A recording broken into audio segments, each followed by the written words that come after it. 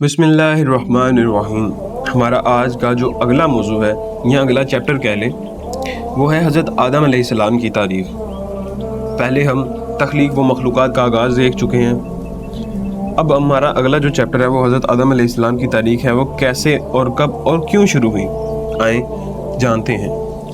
ज़मीन से जिन्नात के फसाद को ख़त्म करने के बाद अब कायनात की तारीख़ का सबसे अजीम और मरकज़ी मोड़ आने वाला था। अल्लाह रब्बुल इज़्ज़त ने कायनात की सबसे खूबसूरत और मुअज़्ज़ज़ मखलूक को पैदा करने का इरादा फरमाया, जो ज़मीन पर अल्लाह की सच्ची नायब बनने वाली थी। जब अज़ाज़ील यानी इब्लीस आसमानों पर फरिश्तों के साथ मुकर्रब बना बैठा था, तब पर्दाए गैब से एक ऐसा ऐलान हुआ जिसने इसके अंदर छुपे हुए हसद और तकब्बुर की चिंगारी को भड़का दिया। खलीफा ज़मीन का ऐलान और फरिश्तों का सवाल। अल्लाह ताला ने फरिश्तों से फरमाया, मैं ज़मीन में खलीफा यानी अपना नायब बनाने वाला हूँ। फरिश्तों ने, जिन्होंने ज़मीन पर जिन्नात का भयानक फसाद और खून खराबा देखा था, हैरत और फिक्र के साथ बारगाह इलाही में अर्ज़ किया कि क्या तू ज़मीन में इसे खलीफा बनाएगा जो इसमें फसाद फैलाए और खून बहाए, जबकि हम तेरी हमद के साथ तस्बीह और पाकीज़गी बयान करते हैं। अल्लाह रब्बुल इज़्ज़त ने फरिश्तों के इस मासूमाना सवाल का एक ऐसा जामे जवाब दिया जिसने कायनात के तमाम राज़ों को सिमेट लिया और फरमाया, बिलाशुबा मैं वो जानता हूँ जो तुम नहीं जानते। मिट्टी का पुतला और इब्लीस का हसद। हज़रत आदम अलैहिस्सलाम की तख्लीक के लिए अल्लाह पाक के हुक्म से ज़मीन के मुख्तलिफ हिस्सों से मिट्टी इकट्ठी की गई, जिसमें हर रंग हर मिजाज की मिट्टी शामिल थी। इसीलिए आज आदम की औलाद में कोई गोरा है, कोई काला, कोई नरम मिजाज है तो कोई सख्त मिजाज। इस मिट्टी को गूंद कर एक पुतला बनाया गया और इसे एक तवील अरसे के लिए छोड़ दिया गया, यहाँ तक कि वो गुनगुनाती हुई सूखी मिट्टी बन गया। जब वो पुतला आसमान पर रखा हुआ था तो अज़ाज़ील यानी इब्लीस इसके पास से गुजरता। वो इस मिट्टी के ढांचे को देखकर हसद की आग में जलने लगा।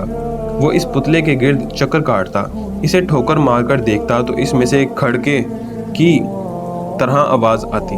इब्लीस ने इस खाली पुतले को देखकर हकारत से कहा, यह मखलूक अंदर से खोखली है, ये मुझ पर कभी गालिब नहीं आ सकेगी, और अगर मुझे इस पर मुसल्लत किया गया तो मैं इसे ज़रूर तबाह कर दूंगा। वो नूरी और नारी मखलूक के सामने मिट्टी की इस नई मखलूक को बर्दाश्त करने के लिए बिल्कुल भी तैयार नहीं था। गोरे तलब और इस्लाह की बात ज़रा सोचें। इब्लीस को हज़रत आदम अलैहिस्सलाम से कोई ज़ाती दुश्मनी नहीं थी, क्योंकि अभी तो आदम अलैहिस्सलाम में रूह भी नहीं फूंकी गई थी और ना ही उन्होंने कोई बात की। इब्लीस की दुश्मनी सिर्फ इस बात से थी कि ये मिट्टी का पुतला मुझसे आगे क्यों निकल रहा है। ये हसद ही था जिसने इसे अंधा कर दिया। हसद इंसान के अंदर का वो जहर है जो सामने वाले का कुछ नहीं बिगाड़ता, बल्कि इंसान को खुद अंदर ही अंदर जलाकर खाक कर देता है। जब हम किसी दूसरे की कामयाबी, उसकी इज्जत या उसकी नेमत को देखकर दिल में जलन महसूस करते हैं तो दरअसल हम इब्लीस की इसी पुरानी सिफ्त को जिंदा कर रहे होते हैं। दूसरों की खुशियों में खुश होना और रब की तकसीम पर राजी रहना ही दिल को हसद के जहर से पाक रखता है।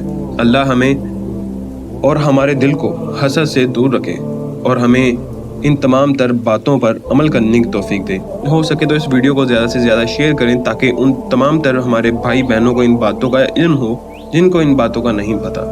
मिलते हैं हम अगली वीडियो में। अल्लाह हाफिज़।